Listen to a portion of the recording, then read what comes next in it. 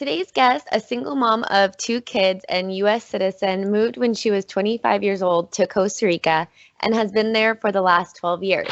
From day to day, you'd find her most likely in nature, dancing, doing yoga, growing her own food, and apparently touching butts. Not always appropriate, but 100% herself. Annalisa, I can't wait to hear about you and your journey. Thank you for being here. Yes, and I love touching butts. I say it's not fair. It's like not fair that I get paid to touch butts. So you actually get paid to touch butts? Yeah, well, it's part of my retreat experience. It's part of the spa party that I host, and I also just host spa parties locally. And yeah, people pay for the spa party experience. And I don't know how I started it. I think the very first retreat I had, I was working with my friend Alexandra, who's one of my dearest friends that's also Arizona based. She's in San Diego right now, but she has an amazing ass. And I was like, you gotta let me touch your butt. And she's like, oh yeah, of course. And then once I put my hand on her butt, I realized that the blue clay that I work with, it's a really special clay. Like I touched her butt and took my hand off, and there was like a perfect imprint of like my hand in blue clay on her butt. And I'm like, this is a thing. Like, I think I could just, and people actually seek it at this point. So when they come for the spa party experience or they're on a retreat, they're like, oh, I want you to touch my butt. Like they want that photo of like me touching their butt. So it just became like a thing. Nuh-uh. So when they get there now, they're like, so when do you touch my butt? Yeah, sometimes. Yeah. The best ever. I think I had like 4-day guys, and they were like, I mean, like, you're still gonna touch our butts, right? And I was like, yeah, of course. Oh my gosh, that's so awesome. So you've been there since 2008, you said, right? Yeah, which is crazy to think because I'm like doing the math and I'm like, yeah, 12 going on 13 years. You're seriously my inspiration because I know or from what either you said or your brother said, you're not like a resident there, right? No, but I'm actually working on that right now because I have been here for such a long time. My kids are being raised here. My business is based here, and I also own 2 properties here at this point. So it just kind of makes sense. Like, okay, after I think 12, 13 years means I'm home. Like it's time. Right. Yeah. So how do you end up out there? Well, that's an interesting story. So, I mean, I was pretty much, I was born in Guyana. My mom and I immigrated when I was 3 years old. And I grew up in the New York, New Jersey area. And I was on a totally different life path. Like after I graduated from college, I applied to law school, got into law school. And then I became pregnant with my daughter before I took my seat in law school. And that's a whole nother funny story because that was just like a really intense mushroom trip that I did like a hero dose of mushrooms, and it was like the mushrooms just sent me like in a different direction in life. And I woke up this morning thinking, what if I'm still on the mushroom trip? Like, what if it's like never came out of it? Like this is all a part of it. But yeah, I became pregnant with my daughter. I gave up my seat to law school and decided to be like a stay-at-home mom for a while. Like, you know, I was like, I can either be a really good lawyer or a really good mom, but I can't be great at both. And if, you know, I don't want to fuck up being a good mom. So I had my daughter and we were living in New York at the time, but shortly after she was born, we moved to Florida, and we were living in Brandon, Florida, which is like a little bit outside of Tampa. But my kid's dad, my partner at the time, like, we kept on having to commute back and forth to New York to work because the New York money wasn't in Florida. And then while in Florida, I became pregnant with my son, and which is a whole nother funny story because I mean, I was 23 when I had my daughter. Yeah. And totally not prepared to like be a mom and step into that role, but like, you know, did it. And then I would make fun of the mom with like double strollers through the mall. And I'd be like, oh, these bitches are crazy. And then like when my daughter was 10 months old, I became pregnant with my son. And I was like, okay, this is happening. And then we decided to move back up to the New York, New Jersey area where we had family support because we were on our own in Florida. And we were living in New York City. in Staten Island, and I was commuting into Manhattan to shop at the Whole Foods in NoHo like every Saturday or Sunday because it was really important to me. I had like a nutritional awakening, I would say, and really started shifting my diet. So I guess a big part of my whole story is like this shift I had in my diet and like seeking and wanting to eat more healthy food and providing like healthy homemade organic food to my children. So I was going to this Whole Foods every week and spending something close to $400.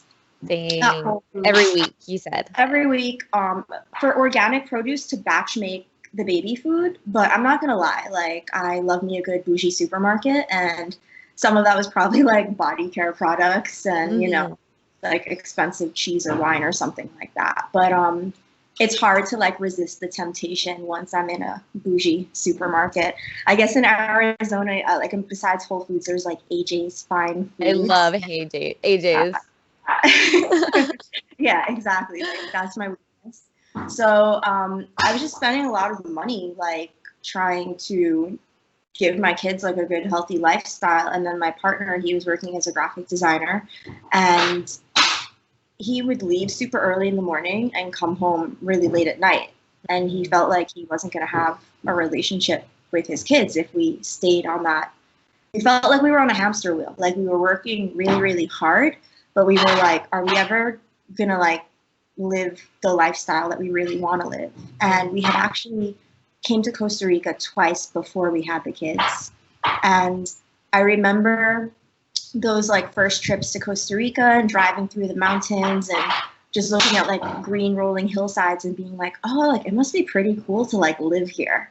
Like, I wonder what it would be like to live here. But I never, ever in my life thought that I would be leaving the United States to start a life somewhere else, especially growing up in that environment of like New York and New Jersey. Like a lot of people that grow up in that environment, like just don't leave. Like it's what we know. And yeah, like my kid's dad came home one day and he was like, let's just sell all of our things and move to Costa Rica. And I thought he was pipe dreaming because, you know, he was like smoking a little bit of weed. And I was like, all right, I'm going to put the kids to sleep and I'm going to go to sleep. And like, I wake up the next morning and he was like up all night taking pictures of all of our things and putting it on Craigslist. And within 2 weeks, we sold a lot of camera equipment and electronic stuff that we owned. And yeah, we just like talked about it. We were like, okay, we're gonna do this. It was crazy because like it was almost like I came into Costa Rica like as a backpacker but with 2 babies. And oh my gosh. Yeah, and we were like, we had some money saved as like a backup, like an investment, and we were like, okay, if this doesn't work out, like here's plan B, we can return. I didn't know at the time that like he didn't really have a plan B. Like he just had plan A, and that was like get the fuck out and like not look back. And we just came to Costa Rica, and he came out here with a project too. So he found this guy on Craigslist, and this guy was like, I want to make a movie about 2012 and what the indigenous in Costa Rica think is going to happen for 2012, because this is like, you know, back in the day before 2012, and there was all this 2012 buzz. And so we get here we get here thinking like, oh, we're going for work and we're going to just like figure it out and like see how it goes and if we want to live there.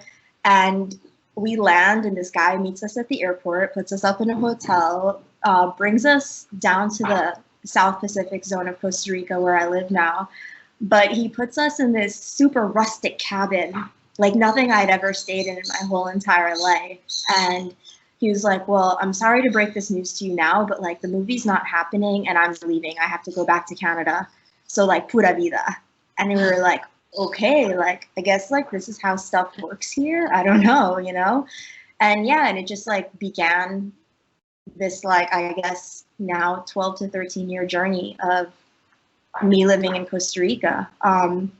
Also though, I have to say like a lot of people think that when you decide to make a move, it's like, you know, I had it in my head. I was like, oh, we're going to Costa Rica. I'm going to be like in a bougie apartment with like glass windows overlooking the ocean. Like when you go somewhere as a tourist, you have this idea of living like a tourist, and that doesn't happen when you expatriate. Like, you have to start learning to live in the country as someone who lives there, and that's a totally different experience.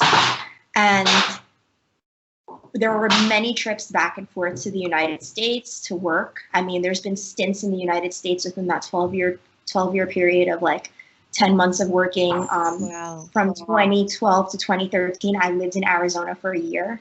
So even though I've been like home base has been Costa Rica for the past, 12, almost 13 years, there have been times that I've had to go back, work, like sacks and paper to come back here and like build the life that I have here. It wasn't just like get on a plane, sell all this stuff, like live the dream. Like, it didn't happen like that. And it was a hard transition for me because I grew up in New York City. So I'm like in the middle of Costa Rica, in the jungle, in a super rustic cabin, sleeping in a tent with my 2 babies. And I was like, why can't we have Japanese food at 4 a.m? Like, where the fuck are we? I want to go home. Like, So would you say that you weren't always so, I guess, I don't know, because from what I see of you, I see of you like super easygoing, relaxed, nature. Like, would you say you were more city girl and you've transitioned, or? yeah, a bit of that. It's actually a mix of both, because even living in the city, I mean, and this was a huge factor there are a lot of factors in my decision to relocate. One of them is that I grew up in that city environment, and my life was very sheltered as a child. Like, I grew up in New York City in the 1980s. It was dangerous. So my parents like didn't let me go outside a lot. And I didn't want that for my kids. And I also it was my second week of my freshman year of college when 9/11 happened. And my school was the closest one to the World Trade Center. And we actually had classes in the World Trade Center. So that impacted me a lot, and it made me started feeling like looking at the city differently, because up until that point, like, I had this false sense of safety. And when that happened, it just was like, oh, like, yeah, like, there are a lot of people here, and some of them can be crazy, and at any given point, like, you can just think you're going to school or going to work and having a normal day, and it's not a normal day. And I feel like when my mom and dad made the choice to move from New York to New Jersey, I had a little bit more nature in my life at that point, because I was living in the suburbs as opposed to the city. So I just remember like being a kid and like riding my bike or taking a walk and connecting with trees and having like a very, very deep appreciation for the nature that was present in that suburban environment. And when I came to Costa Rica, I appreciated the scenery and the nature, but there was a lot of fear, like this fear of nature that I think a lot of people that grow up in the city experience. And it did take years of me living here, and I have tons of stories with like run-ins with wildlife and all of that, but it was like a hazing process, and it took years for me to get to the point that I'm at. But I've always had an appreciation for nature, but now because I'm so immersed in it, like even more so. But yeah, like, and then I say that I'm in the jungle, but there's always like a city girl living inside of me. So there's still like that city element of me that I don't think I'm ever gonna shake. So you mentioned the wildlife. Are you talking about like snakes and spiders and stuff like that? All of it. All of it. Yeah. So it's important to note that I've had like this huge phobia of snakes my whole entire life. I'm not a fan. No, exactly. And like now, I would say it was bad to the point where like I couldn't even look at a picture of a snake. Like or if somebody was near one, I would like hyperventilate. It was like a legit phobia.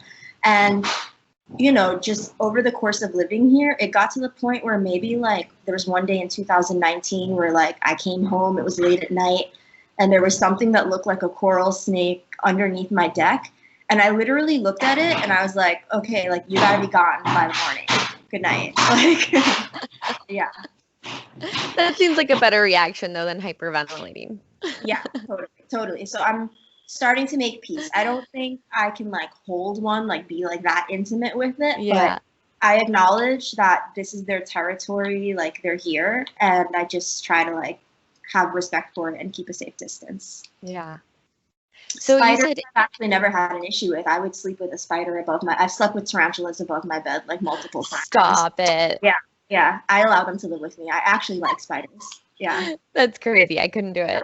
I mean, yeah, maybe if I spent 12 years in Costa Rica, I yeah, could, but yeah. I don't think so. The best story I have actually is a bat story because in my home that I'm living in, like the ceiling, the space between the ceiling and the roof wasn't sealed properly. So for like a year, I knew what time it was 9 o'clock and what time it was 4 o'clock because the bats would exit at 9 and they'd come back in at 4.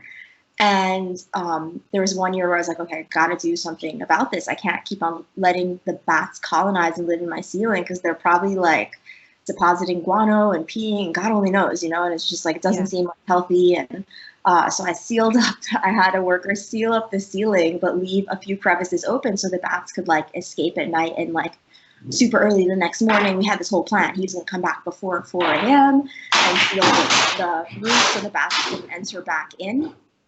And I didn't realize that taking on this project meant that in the middle of the night, the bats would be exiting into my room, into like my sleeping area. And so I had like my kids in bed with me and the bats are in the room and flying around. And I just like, you know, at one point I was like, okay, maybe I can like sleep. Maybe I can just like, you know, let this night pass. And at one point I felt like a bat like right over my face. And I was like, okay, I think this might be dangerous for the kids. Like, I don't know. So I like turned on the light and I could like see a few of them around and I just put on like yellow rubber gloves. And my whole entire night became about hunting bats and getting them out of the room. And every time I'd capture one with like my hands, I would run outside and like release it to the wild and do the Ace Ventura dance. And it was one of those moments where I'm like, if my friends from high school could see me now, like they would just like not even believe the person that I've become. That seriously would not happen like anywhere else. I mean, not in the US, I feel like, at least. Yeah. Oh my gosh, I can't imagine that. That's so funny. And how did they come through into your house? Because I thought it was outside. It's outside, but I had these like metal beams in the house. It's just the way the structure was built. These metal beams in the house that were kind of exposed, and they just like find their way because they were looking to escape. So at that point, any way that they can get out, because all of their escape routes have been capped, they just like find their way. And I'm like, oh no, they're inside. So you said that you've been there since 2012 and you know you've had your stints back and forth. Was there a time where you're like thinking that Costa Rica wasn't forever home or that you'd go back to the US or you'd go somewhere else? Yeah, and a lot of that has to do with like things in my personal life because my relationship with my kid's dad, unfortunately, it was really abusive. And the times that I have left to go to the United States, I was thinking, okay, like I can't live with this person. I need to figure out myself like financially. And that was a huge one for me too, because living in Costa Rica, it's not like I could just like walk into any establishment and get a job. I had to like, you know, figure something out or become an entrepreneur.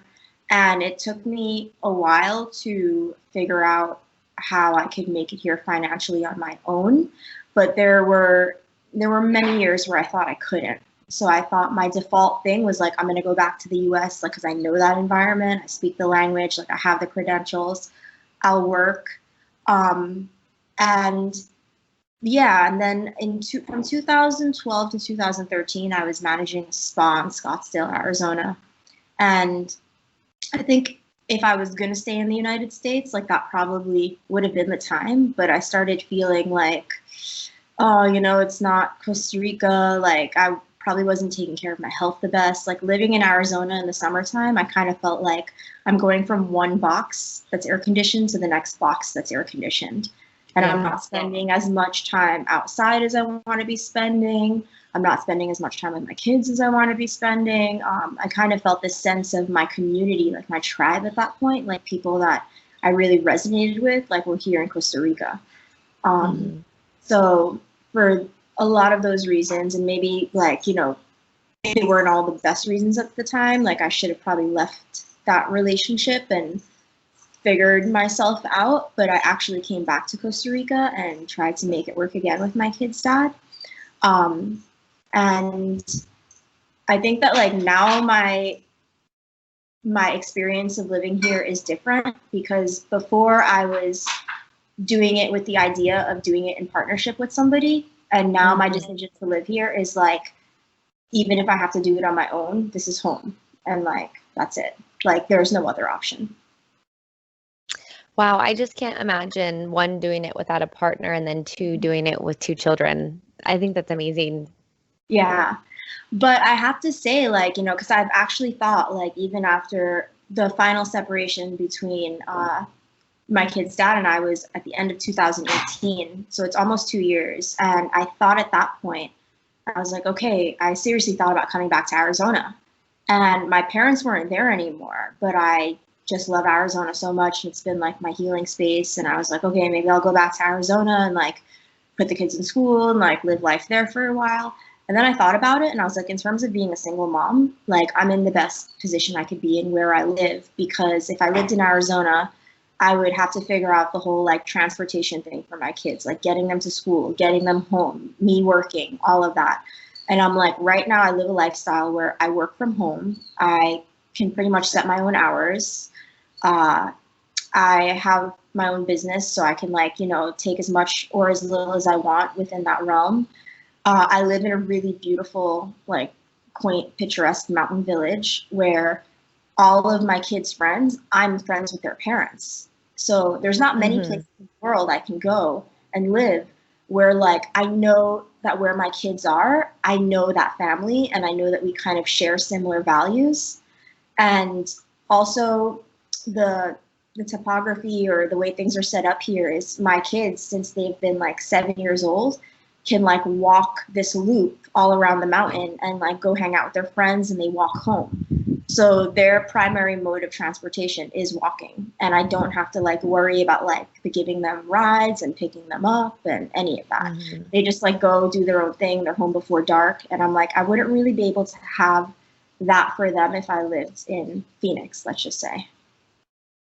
Yeah, I remember you mentioning that, you know, part of your reason that you moved to Costa Rica is because, you know, you didn't feel that security in New York. So as far as Costa Rica goes, do you ever feel worried about your safety as far as, you know, the population or anything like that? Not where I live, not at all. I'm really, really blessed and lucky. I live in a really, really safe neighborhood. I know that I can't speak for all parts of Costa Rica. I know that there are a lot of parts of Costa Rica that people go to where like theft, like petty theft might be a thing. I feel like in general, Costa Rica is not a place where we hear about too much really like serious crime, like you know, people being brutally attacked or raped or things like that. I'm sure like things do happen, but it's not the everyday thing. Like when you live in New York City, that's something that occurs more often.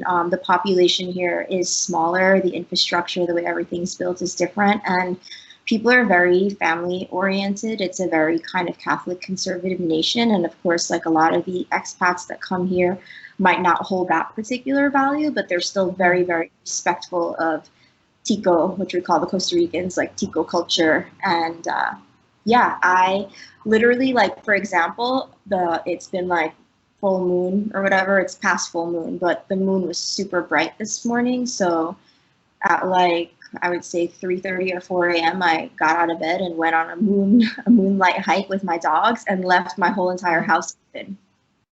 Yeah, like left my front gate open, my doors open. Like I feel completely comfortable doing that. Yeah, I know in Washington, that's where I'm from. We lived out, you know, it was more rural. So yeah, we used to keep our doors unlocked and our keys on our cars. So I'm sure it's kind of similar feeling there in Costa Rica, just that you're not worried about other people doing bad things. Right. Exactly. Yeah.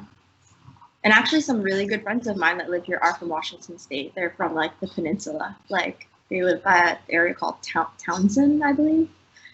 I'm Yeah. not sure where that Yeah. is. Yeah. Right on. We're very relaxed people. I would say. I mean, obviously there's your non-relaxed people, but most people when they meet me, they're like, "You're from the West Coast." So I think there is that status quo of us being relaxed people. Yeah, nice.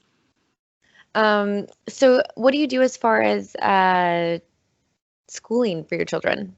Is there schools that They've you been they go to? homeschooled. They've been homeschooled pretty much their whole entire lives. Mm-hmm. Right now, my daughter is about to start high school, so she's gonna start high school online with an accredited school, so she can like obtain her high school diploma.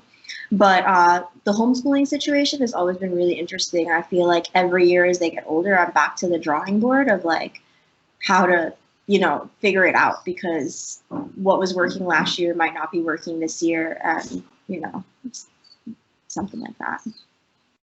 So the homeschooling, is that still US based? The For a while, I had them in like K-12, which is a program that's US based, and that was based out of Arizona State. But I actually didn't like that program, and the reason why was because both of my kids were at two different grade levels, and it required a lot of them. It was almost like they had to give 4 hours a day, so it became an 8-hour workday for me of doing like, a few hours with one kid, a few hours with the other kid, and by the time they were done with all their work, I'm like, okay, I've spent like the whole entire day doing all this work and submitting homework and being behind a screen, and like that's not really what I moved to Costa Rica for.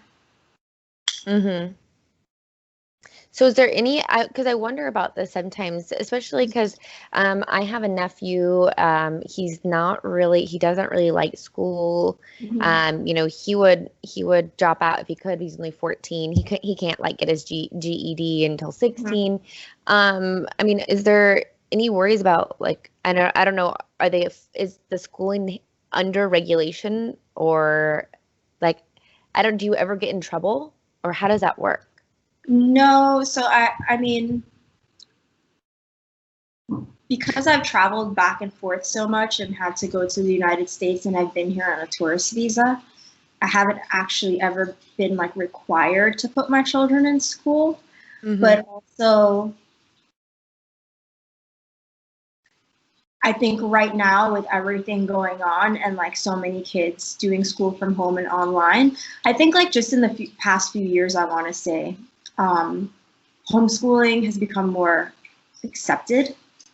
And then there's also like they homeschool, but they were working with like, so for example, we have a lot of homeschooling parents where I live.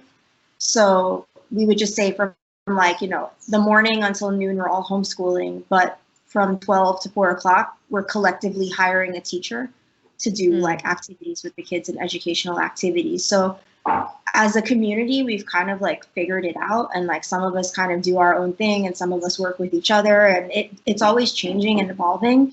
But I think one of the biggest things about homeschooling is that you have to step away from that traditional mode of thinking or that brick and mortar school system where it's like, okay, well, by 16, you could have your GED, and by 18, you could graduate. Like for your 14-year-old nephew who doesn't like school. Well, he doesn't like school. He doesn't like the way he's being taught, but he likes something. Like he's got some interest or something that he can excel at. So if we kind of like let go a little bit of this idea of like him finishing school the way we all finish school, we can discover what he likes and just like foster that. And, like when he's 18, if he decides he wants to get his GED at that point, because it benefits him to like get to the next stage in his life to get his GED, he might be more motivated and passionate at that time to do it. But I feel like at 14, like not liking school and like having people push you to be like, well, you have to do this and you have to do that, it just makes it more miserable for that kid.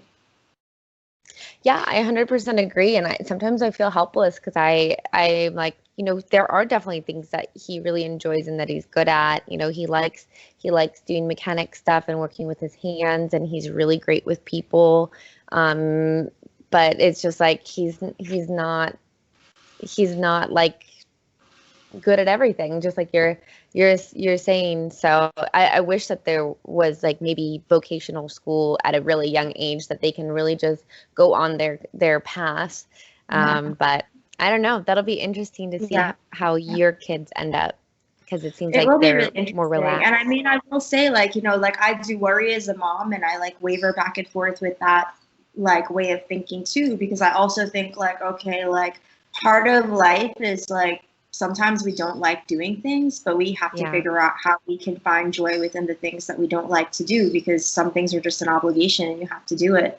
So, you know, there's also the school of thought that like, you know, right now he's 14, but maybe he needs that push. Of course he doesn't like school. What kid likes school? But like, Yeah. you need that push. And then like, if you can get your GED at 16, then you can decide after that, like where you want to take your life. But yeah, I think that that's really important too, is to have a support system around you of people to push you to do the things sometimes that, you know, you don't choose to do or you don't want to do.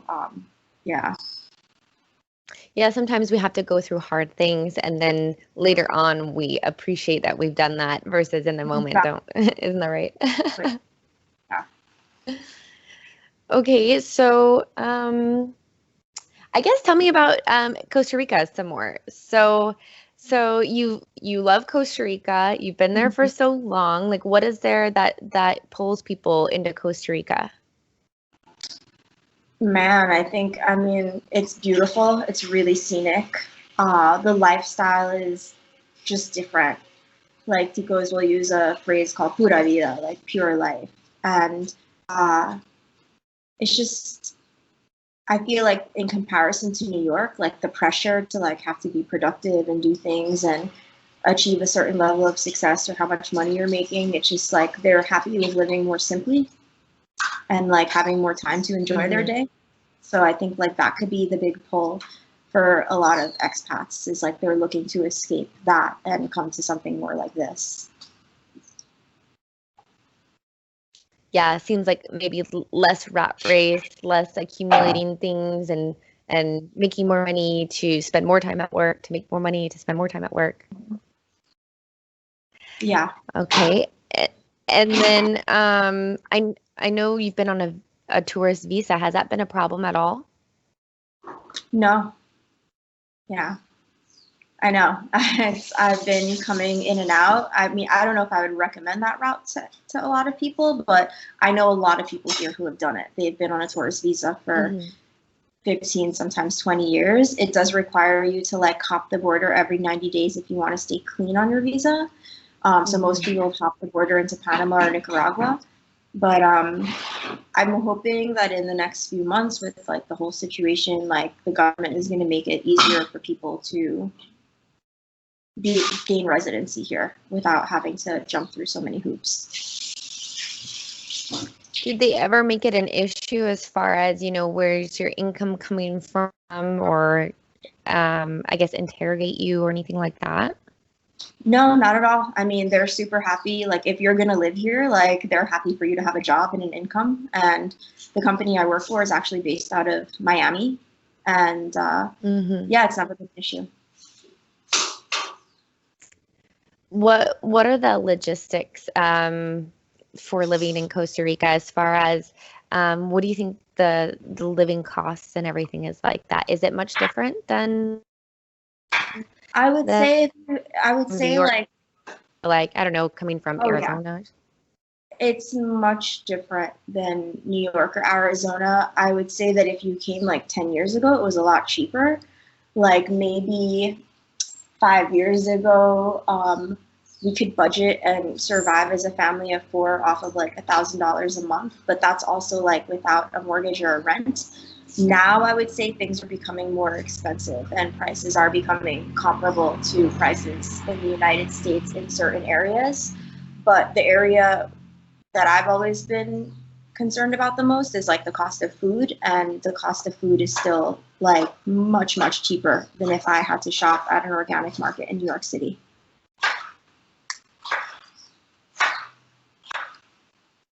Oh no, I think I'm losing you.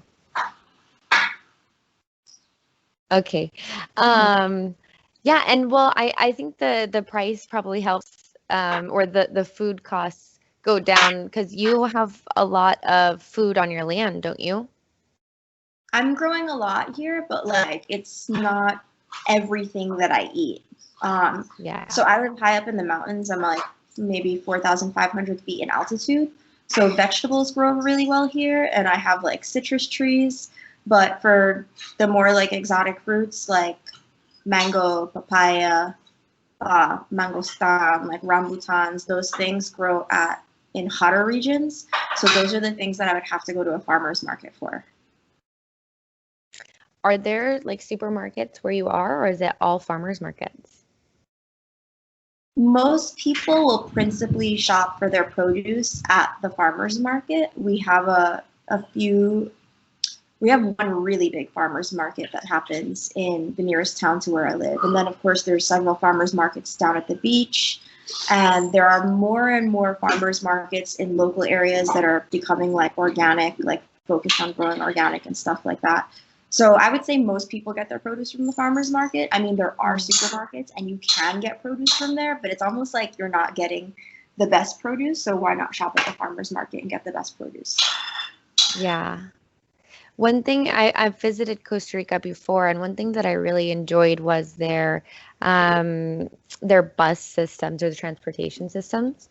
Where you are, do you need a car, or are there still buses running through there? There are buses, but there's not like a bus that passes by my house. I live like on an unpaved road. So I can walk like I would say 10, 15 minutes down to where the bus stop is. I did live here for many years without a car.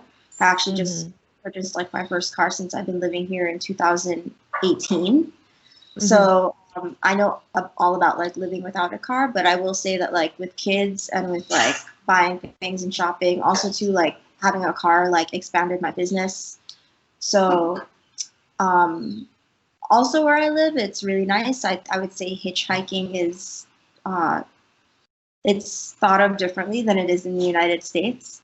It's very commonplace to hitchhike here, and it feels relatively safe.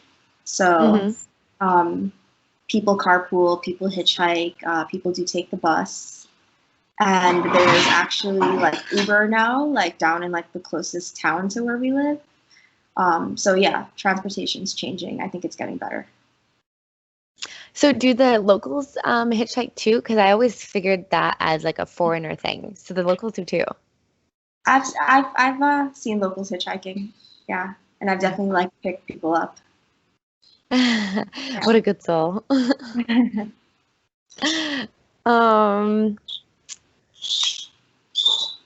So would you, I mean, it seems like you would, but you tell me, for somebody who's interested in moving to Costa Rica, would you tell them to do it? Would there be any certain advice that you'd give them? I wouldn't tell them not to do it. I would say, come as a tourist and maybe plan to stay for a few months. What I love about Costa Rica, especially where I live, is like people come and they're like, I want to live in Costa Rica. Like I'm living here, I'm buying land, I'm doing this, I'm doing that. If you're not meant to be in Costa Rica, or if you're not meant to be like in this mountain village where I live, like I say, the mountain will quickly shake you off. And I've even seen people stay here for like maybe 4 or 5 years and then like have to leave and go back to like a different type of life. So I would say everyone's story is really different. It's hard to like determine like what backgrounds people are coming from, but I would say definitely if you want to stay in a place, come with like some sort of plan to eventually work, like to have an income stream. Because if you have to keep on running back to where you're from to gain income, then it becomes unrealistic to really throw roots in that country. Yeah, so what kind of options are there as far as working in Costa Rica? Or would you say that most people have to, like you said, be an entrepreneur or have US-based jobs? I think, I would say there's a lot of opportunity online, like for anybody that wants to live as an expat. If you're like leaving your country and trying to travel or trying to like set up a life somewhere else, if you can create an income stream for yourself online, and that can just be one income stream, maybe where you get to where you're going, you see some sort of niche or like a local need or a service that you can provide where you're at and create another income stream for yourself. But if you can tap into some sort of like income stream online, or if you have like a skill, like a really specialized skill, like for example, like I have a friend, he's a chiropractor and he's extremely successful here in Costa Rica, and he's from Finland. So he came here with a really specialized skill that's in demand here. So either you have a skill that's always going to be in demand no matter where in the world you go, or if you don't, if you can tap into some sort of income stream online to supplement yourself as you're trying to set yourself up, like that would be my best advice. So that gentleman, did he get hired on by somebody here or start his own practice here? He started his own practice. Oh, okay. So is it really easy for foreigners to start their own business in Costa Rica? Yeah, I think so. Yeah. And what is it that you're doing? I know you said you've done a couple of things. What is it that you do? Well, before pandemic happened, I'm usually teaching English online. And during the high season in Costa Rica, I'm running retreats or taking like clients, like if a family wants to come out or a few people like girlfriends, like take private clients and tour guide them around. And I would give them the retreat experience, which includes like a guided hike through Cloudbridge Nature Reserve where I live, and also the spa party experience and a chocolate making workshop. And I teach dance, and I can teach yoga, but I usually bring in one of the more experienced yoga teachers on the mountain where I live. So there's like a mixture of like movement practice and then like seeing the scenery and experiencing like things that they want to experience here. Okay, gotcha. So you do a couple different things to support your lifestyle there. Yeah. And you said before the pandemic, so there's no teaching English now online? Yeah. Oh, I'm teaching English. That's always my steady thing. But what is being affected right now is the tourism, of course. Oh, so yeah. I'm not really like marketing hard to like, organize a retreat right now because I think travel feels really weird for people. And even if they did have the desire to travel, taking a test and buying special insurance to prove that you can travel and then having to do that on your exit out sounds really burdensome. So I'm kind of back to the drawing board right now of like, and it's cool because it forces me to be more creative. It's like, okay, how can I focus on the local economy? And because before I was focusing on like the international market and how do I bring people here and fuel the whole like tap into tourism here to make money. But now it's like, okay, what can I do locally to make money? Yeah. I love that. I think that our challenges can definitely behoove us or be a growing step. It doesn't necessarily have to be so painful or so sad. Yeah. And I think for me too, like part of my lesson is like I've had my hands in many different baskets. So it's just like adapting really quickly and accepting that I might have to do like 4 very different things for money this month, as opposed to like most people who are like, well, this is my career. I do this one thing and like, this is what I do for money. And they're just like with one thing. So for somebody that's interested in moving to Costa Rica, I know you mentioned that you had savings, you sold a bunch of stuff before you came out. Would you say that there's a certain amount somebody should come to Costa Rica with? Or, I mean, have a certain amount of income coming in before they move? I always think it's a good idea to have a little bit of padding, like if you're leaving where you are. And I know that might be difficult for some people because if you're in a certain income bracket and you're kind of living paycheck to paycheck, it may be difficult to say, well, okay, I'm going to save $10,000 and that's when I'm going to make the move. If you're living in the United States and you decide you want to do this, I would say if you can like downsize in all areas possible, like maybe go back to like living with mom and dad if they'll allow you to like live rent free and like save some money before you come out. Otherwise, it'll be really disappointing for you to travel somewhere and realize that you have to like go home 2 or 3 weeks later because you don't have the funds or you can't figure out how to survive. I think you need to create like a buffer time for yourself. So if you have a savings that will allow you to be like, okay, I can survive for the next 10 months without working if I only spent the money that I have, then you know, you can come here and like settle a little bit and like learn some stuff and like learn your way around in that 10 months and figure out what you'll do for money next, instead of like, okay, I have 2 weeks to figure my shit out, because it's never going to happen in 2 weeks. Yeah. And I heard that teaching English actually, like in Costa Rica, isn't a very good job. Like I know in a lot of places like Asia, you can get paid really well, and it's super good for, you know, what people normally make or for the price of living. But I hear in Costa Rica, it's really hard. It doesn't pay that well. What do you think as far as that job option? I have never like taught locally and charged. I've always Yeah. taught English through the company that I work for. So it's hard for me to assess, but I probably agree with that. I don't think it's like the most lucrative thing you could do. I think it's a little like it's side money, but it's not, you know, the income that's going to allow you to like maybe purchase property or build a house or like really set yourself up. Are there people that are working like under the table, or at different jobs there in Costa Rica currently? When you say like under the table, you mean like foreigners working for Costa Rican companies? Yeah. I don't know anyone that does that. Yeah.